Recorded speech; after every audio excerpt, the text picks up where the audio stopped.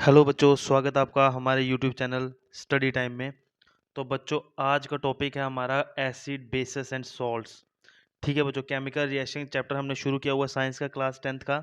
उसमें जो टॉपिक है acids bases and salts chapter है, वो आज हम शुरू करेंगे। तो बच्चों, आपसे एक प्रॉमिस है कि आप ये पूरी वीडियो लास्ट तक देखिएगा। मैं आपसे प्रॉमिस करता हूँ कि आपका कोई भी doubt acids bases and salts के रिगार्डिंग होगा तो वो इस वीडियो में ज़रूर सॉल्व हो जाएगा। अगर नहीं होता है तो आप कमेंट में लिखिए, मैं आपका रिप्लाई ज़रूर करूँगा। बट वीडियो को पूरा देखिएगा, आधी छोड़ के मत जाइएगा। तो चलिए वीडियो को शुरू करते हैं। जल्दी से वीडियो को लाइक और चैनल को सब्सक्राइब कर दीजिए। चलिए, सबसे पहले बच्चों मैं आपको बता दूं एसिड्स होते क्या हैं। वो केमिकल कंपाउंड्स जिनकी पीएच वैल्यू 7 से कम होती है, ठीक है, और उनमें जब लिटमस पेपर डाला जाए, ब्लू लिटमस पेपर जिसको हम कहते हैं, वो रेड में कन्वर्ट हो जाता है, उनको कहते हैं हम एसिड्स। और ये थोड़े सोर मतलब थोड़े खट्टे होते हैं अगर टेस्ट की बात की जाए तो सबसे पहले हम पढ़ेंगे एसिड्स। दो तरीके के एसिड्स होते हैं बच्चों, strong acids, weak acids. Strong acids manmade होते हैं, जबकि वीक एसिड्स जो होते हैं प्लांट्स एनिमल्स में पाए जाते हैं और फूड में भी यूज होते हैं। स्ट्रॉन्ग एसिड्स मिनरल एसिड्स होते हैं, जबकि वीक एसिड्स ऑर्गेनिक एसिड्स होते हैं, जो जैसे कि हमें प्लांट्स और एनिमल्स में मिलते हैं। स्ट्रॉन्ग एसिड्स कोरोजिव होते हैं, लेकिन वीक एसिड्स कोरोजिव नेचर के नहीं होते हैं, मतलब कि जंग लगने वाले नेचर के नहीं होते हैं। स्ट्रॉन्ग एसिड्स के एग्जांपल्स हैं sulphuric acid, hydrochloric acid, nitric acid. Weak acid जो कि हमारे ऑर्गेनिक एसिड जैसे एथेनोइक एसिड, सिट्रिक एसिड पता ना हमें लेमन में मिलता है, मैलिक एसिड। ठीक है बच्चों, physical properties of acids. Acids का जैसे मैंने आपको बताया सोर खट्टा टेस्ट होता है। एग्जांपल्स है lemons, limes, orange, grape fruits जिनमें सिट्रिक एसिड होता है, ग्रेप्स में टाइट्रिक एसिड होता है। ठीक है बच्चों, acids can change the colour of the indicators. Indicators मैंने आपको बताया ना कि जो हमें एसिडिक नेचर बताते हैं वो इंडिकेटर्स होते हैं। ब्लू लिटमस को ये रेड में कन्वर्ट कर देता है। अगर हम फेनल्फेथलीन को लेंगे वो उसको कलरलेस कर देता है। मिथाइल ऑरेंज की बात करें तो उसको भी रेड में कर देता है कन्वर्ट। केमिकल प्रॉपर्टीज देखेंगे बच्चों एसिड्स की। Acids and acid reacts with a metal to form a salt and a hydrogen. कह रहा है कि अगर एसिड मेटल के साथ रिएक्ट करेगा तो वो एक सॉल्ट और हाइड्रोजन बनाएगा। जैसे कि हम एग्जांपल से समझेंगे zinc plus hydrochloric acid, zinc plus 2 time हमने HCl हाइड्रोक्लोरिक एसिड लिया तो हमारे पास क्या बना, जिंक प्लस हाइड्रोजन गैस। तो हाइड्रोजन गैस मिली हमें, प्लस क्या मिला, जिंक क्लोराइड। ये क्या है, एक सॉल्ट ही है। ठीक है, दूसरा है मैग्नीशियम प्लस सल्फ्यूरिक एसिड को किया तो मैग्नीशियम सल्फेट हमारे पास आया जो कि एक सॉल्ट माना जाता है। और H2 क्या है, हाइड्रोजन जो कि गैस। तो इसने क्या बताया कि अगर किसी भी मेटल के साथ हमने एसिड को रिएक्ट करेंगे तो एक सॉल्ट मिलेगा और हमें हाइड्रोजन गैस मिलेगी साथ में। एग्जाम्पल के साथ आपको क्लियर कर दिया। केमिकल प्रॉपर्टीज देखते हैं बच्चों एसिड्स की। सिंपल मैंने आपको क्या बताया अभी, एसिड के साथ मेटल मिलेगा तो साल्ट और हाइड्रोजन हमारे पास प्रोड्यूस होगा। हाइड्रोजन कलेक्ट्स, ये देखो इस पिक्चर में अगर आपको मैं समझाने जाऊंगा तो ये पूरा प्रोसीजर बताया गया है कि ये कैसे होता है। ठीक है, ध्यान से पिक्चर में देखिए, आपको ये समझ में आ जाएगा कि एसिड और मेटल जब मिलते हैं तो सॉल्ट और हाइड्रोजन हमें कैसे मिलता है। चलिए आगे कुछ नोट है, आप याद रखिए। Different metals have different rates of reaction with dilute acids. मतलब कि जो अलग अलग मेटल्स होते हैं उनका अलग अलग रेट ऑफ रिएक्शन रहता है। रेट ऑफ रिएक्शन मतलब कि time taken of A reaction, मतलब कोई भी रिएक्शन कितने टाइम में हो रही है। तो डिफरेंट मेटल्स का अलग अलग रेट ऑफ रिएक्शन रहता है with dilute acids. Dilute acids का मतलब क्या होता है बच्चों, डाइल्यूट एसिड्स का मतलब अगर आप किसी भी एक, मान लीजिए आपके पास पानी है, उसमें अगर आप थोड़ा सा हल्का सा एसिड डालोगे सल्फ्यूरिक एसिड तो वो क्या हो जाएगा, डाइल्यूट एसिड हो जाएगा। अगर आपका ज़्यादा क्या था, पानी सॉल्वेंट था, और आपने थोड़ा सा उसमें क्या डाला, सल्फ्यूरिक एसिड। सल्फ्यूरिक आपका एसिड क्या होगा, आपका सोल्यूट। अगर आपने सॉल्वेंट में सोल्यूट थोड़ा सा कम डालोगे तो वो डाइल्यूट सॉल्यूशन कहलाता है। अगर आपका सोल्यूट ज़्यादा होगा सॉल्वेंट में तो वो कंसेंट्रेटेड सॉल्यूशन कहलाता है। तो इसमें डाइल्यूट एसिड्स की बात हो रही है कि अगर आप किसी भी डाइल्यूट एसिड्स को अलग अलग मेटल्स के साथ रिएक्ट करोगे तो उनकी रेट ऑफ रिएक्शन अलग अलग होगी। दूसरा पॉइंट है sodium, potassium, lithium reacts explosively with dilute acids. जो सोडियम पोटेशियम और लिथियम होते हैं वो एक्सप्लोजिवली रिएक्ट करते हैं डाइल्यूट एसिड्स के साथ, जबकि कॉपर सिल्वर और गोल्ड रिएक्ट ही नहीं करते हैं डाइल्यूट एसिड के साथ। ठीक है बच्चों। Chemical properties of acids. अब देखो एसिड को हमने मेटल के साथ रिएक्ट करके देखा तो हमें पता चला क्या मिलता है हमें, सॉल्ट प्लस हाइड्रोजन। अब यहाँ पे कहता है कि एसिड को अगर हम बेस के साथ रिएक्ट करेंगे तो हमारे पास क्या आएगा, किसी भी एसिड को अगर हम बेस के साथ रिएक्ट करेंगे तो हमारे पास सॉल्ट प्लस वाटर मिलेगा। एग्जाम्पल में देखिए, copper oxide plus sulphuric acid को जब हमने रिएक्ट किया तो हमारे पास मिला कॉपर सल्फेट जो कि एक सॉल्ट है प्लस वाटर। ठीक है बच्चों। सल्फ्यूरिक एसिड क्या था हमारे पास बताइए बताइए। सल्फ्यूरिक एसिड एसिड था, कॉपर ऑक्साइड को हमने उसके साथ रिएक्ट किया जो कि हमारा बेस है, तो हमारे पास कॉपर सल्फेट और वाटर मिला। बी में देखिए हाइड्रोक्लोरिक एसिड को सोडियम हाइड्रोक्साइड के साथ किया तो हमारे पास क्या मिला, सोडियम क्लोराइड NaCl जो कि सॉल्ट होता है। सोडियम क्लोराइड को हम घर में भी यूज़ करते हैं, खाने वाला सॉल्ट होता है ये, प्लस वाटर। ठीक है, ये भी आपका दूसरा भी केमिकल प्रॉपर्टी क्लियर हो गई। तीसरा क्या कहता है ये, the reaction between a base and a acid is to produce a salt and water is called neutralisation. जो पिछली हमने प्रॉपर्टी पढ़ी उसमें हमने देखा कि जब हम बेस और एसिड को रिएक्ट करते हैं तो हमारे पास एक सॉल्ट और वाटर मिलता है। इस रिएक्शन को न्यूट्रलाइजेशन भी कहा जाता है बच्चों। ठीक है बच्चों।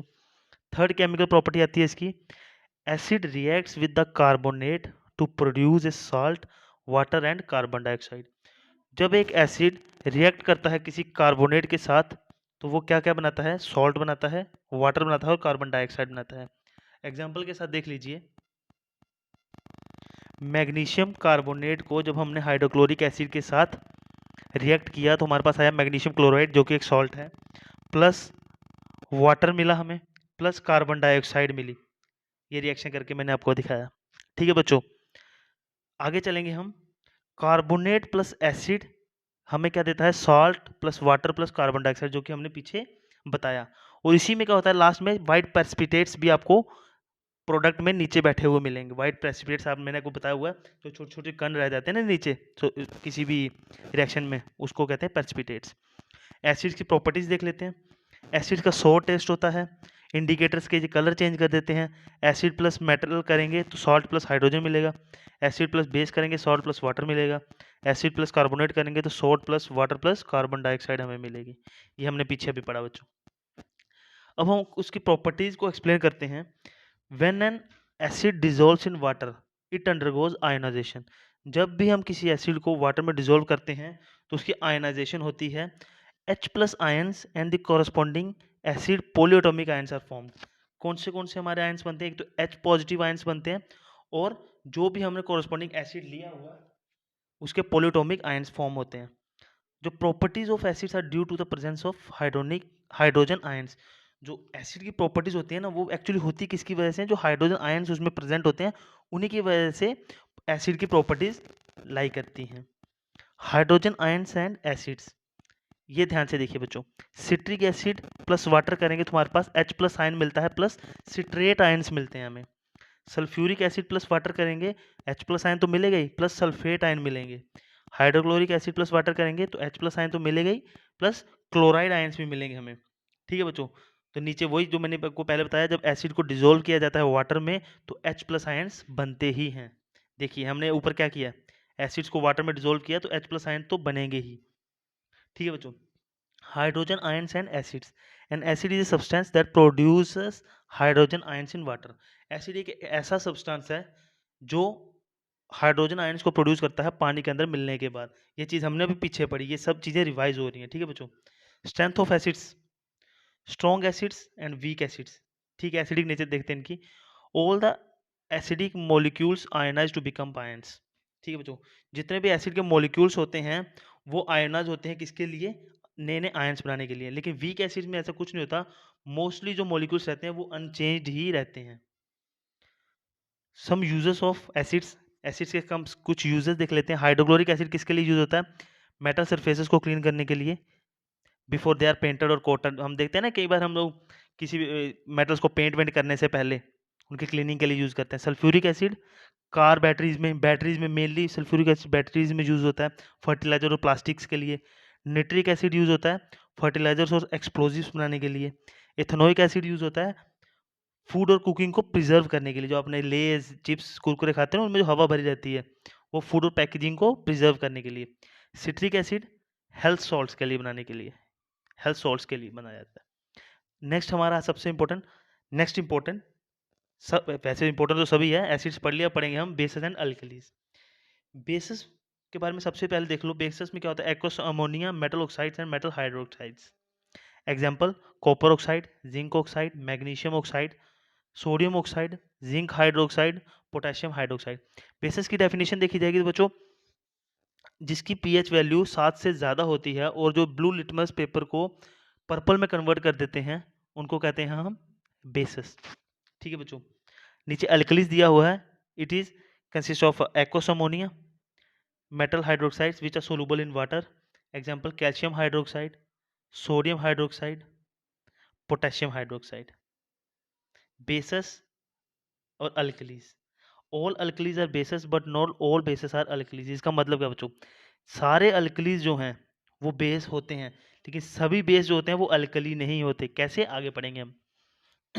अल्कलीज की फिजिकल प्रॉपर्टीज, अल्कलीज सोपी नेचर के होते हैं, सोप की तरह, टेस्ट इनका बिटर होता है। अल्कलीज कैसे चेंज करते हैं कलर को, इंडिकेटर्स के कलर को, रेड लिटमस को ये ब्लू में कन्वर्ट करते हैं, फिनाल्फेथलीन की बात करेंगे तो पिंक में कन्वर्ट करेंगे, मिथाइल ऑरेंज की बात करेंगे तो येलो में कन्वर्ट करेंगे। अब देखो केमिकल प्रॉपर्टी जैसे उसकी पढ़ी थी ना हमने, ये बहुत इंपॉर्टेंट है बच्चों, लिख के रख लीजिएगा अपने पास। जब भी कोई अल्कली साल्ट और वाटर के साथ रिएक्ट करता है तो हमारे पास, सॉरी, जब कोई अल्कली एसिड के साथ रिएक्ट करता है तो हमेशा सॉल्ट और वाटर देता है। कैसे, सल्फ्यूरिक एसिड को हमने कॉपर ऑक्साइड के साथ, कॉपर ऑक्साइड क्या है, अल्कली, रिएक्ट करेंगे तो हमारे पास आएगा copper sulphate plus water. Sodium hydroxide को हाइड्रोक्लोरिक एसिड के साथ करेंगे तो हमारे पास आएगा सोडियम प्लस वाटर क्लोराइड। ठीक है, ये एक केमिकल प्रॉपर्टी थी। दूसरा इसमें इसने सेम चीज़ बताई है कि जब भी किसी अल्कली और एसिड की रिएक्शन होगी तो हमारे पास सॉल्ट और वाटर मिलेंगे, जिसको हम न्यूट्रलाइजेशन कहते हैं। सेकंड प्रॉपर्टी है, जब भी कोई अल्कली अमोनियम सॉल्ट के साथ मिलेगी, रिएक्ट करेगी तो एक सॉल्ट, वाटर और अमोनिया गैस बनाएगी हमेशा। जैसे कि एग्जांपल पे देखो, ammonium chloride plus sodium hydroxide plus sodium chloride. ठीक है बच्चों, ध्यान से देखो, ammonium chloride plus sodium hydroxide plus sodium chloride को अगर हमने sodium, sorry, ammonium chloride plus sodium hydroxide को जब रिएक्ट करेंगे तो हमारे पास आएगा sodium chloride plus water plus ammonia gas. ठीक है बच्चों, ये ऊपर से नीचे दिया हुआ था इसलिए थोड़ा कंफ्यूजन हुआ। अल्कली को जब हम सॉल्यूशन ऑफ मेटल सॉल्ट, किसी मेटल सॉल्ट के सॉल्यूशन के साथ रिएक्ट करेंगे तो हमारे पास आएगा मेटल हाइड्रोक्साइड। जैसे कि हमने यहाँ पे किया आयरन क्लोराइड को सोडियम हाइड्रोक्साइड के साथ रिएक्ट किया तो हमारे पास क्या क्या आया, प्रेसिपिटेट्स बने ना, किसके, आयरन हाइड्रोक्साइड के प्लस सोडियम क्लोराइड हमारे पास मिला। ठीक है बच्चों, नेक्स्ट है समरी में देखते हैं, अल्कलीज सोपी होते हैं, अल्कलीज इंडिकेटर्स को चेंज करते हैं कलर। अल्कली को एसिड के साथ करेंगे तो सॉल्ट प्लस वाटर मिलेगा, अल्कली को अमोनियम सॉल्ट के साथ करेंगे तो सॉल्ट वाटर और अमोनिया गैस मिलेंगे, अल्कली को मेटल सॉल्ट के सोल्यूशन के साथ करेंगे तो मेटल हाइड्रोक्साइड प्लस सॉल्ट मिलेगा। नेक्स्ट है बच्चों हाइड्रोक्साइड आयंस एंड अल्कलीज, जब भी अल्कली को वाटर में डिसोल्व करते हैं हम तो हाइड्रोक्साइड आयंस बनते हैं। एसिड को करते थे तो हाइड्रोजन आयन बनते थे, यहाँ पे क्या होता है, हाइड्रोक्साइड आयंस बनते हैं। जैसे कि सोडियम हाइड्रोक्साइड को सोडियम के साथ करेंगे तो OH आयंस, जो कि हाइड्रोक्साइड आयंस मिलेंगे। पोटेशियम हाइड्रोक्साइड को करेंगे तो potassium ions plus hydroxide ions मिलेंगे। ठीक है बच्चों, स्ट्रेंथ देख लेते हैं अल्कलीज की। स्ट्रॉन्ग अल्कलीज, जब भी अल्कली को वाटर में डिसोल्व किया जाता है तो आयंस डिसोसिएट होते हैं, मतलब टूटते हैं।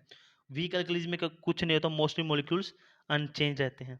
स्ट्रॉन्ग अल्कलीज स्ट्रेंथ देख लो, एग्जाम्पल के तौर पे सोडियम हाइड्रोक्साइड टूटता है तो सोडियम प्लस हाइड्रोक्साइड बनाता है, और पोटेशियम हाइड्रोक्साइड टूटता है तो पोटेशियम प्लस हाइड्रोक्साइड बनाता है। ठीक है बच्चों, ये था इनका। Next is weak alkalis, ammonia plus water करेंगे तो क्या बनेगा हमारे पास, only small fraction of ammonia molecules form OH negative ions. कुछ ही स्मॉल अमोनिया मॉलिक्यूल्स ऐसे थे जिन्होंने OH आयंस बनाए, मोस्टली जो मॉलिक्यूल आयंस थे वो तो अनचेंज ही रह गए। देखो हाइड्रोजन मैक्सिमम तो अनचेंज रहे ना। नेक्स्ट है बच्चों uses of bases and alkalis, इनके यूजेस कहाँ पे हैं, मेनली फॉर 2 रीजंस के लिए यूज किए जाते हैं, न्यूट्रलाइज एसिड्स, एसिड्स को न्यूट्रलाइज करने के लिए, और दूसरा ग्रीस को रिमूव करने के लिए। न्यूट्रलाइज एसिड्स में देखो टूथपेस्ट में मैग्नीशियम हाइड्रोक्साइड यूज होता है, एंटासिड यूज होता है। ग्रीस को रिमूव करने के लिए सोप फ्लोर क्लीनर्स की तरह यूज़ करते हैं, क्लीनर्स फॉर ग्लास विंडो को क्लीन करने के लिए यूज़ करते हैं। ठीक है, ये है यूजेस ऑफ अल्कलीज, कहाँ कहाँ अल्कलीज को यूज़ करते हैं सोप बनाने के, ये सब मैंने आपको ऑलरेडी अभी जस्ट बताया है। ठीक है, तो बच्चों ये आज हमने एसिड बेसिस एंड सॉल्ट्स का पूरा आपका जो टॉपिक था वो क्लियर कर दिया। अगर आपको कोई भी डाउट हो तो कमेंट में लिखिए, मैं पूरी कोशिश करूंगा आपके कमेंट की रिप्लाई करने की। तो कोई भी आपको डाउट हो तो नीचे लिखिए कमेंट में। तो वीडियो को लाइक कर दीजिए, चैनल को सब्सक्राइब कर दीजिए। नेक्स्ट वीडियो में हम अगला टॉपिक लेके आएंगे, तब तक के लिए बाय बाय, टेक केयर।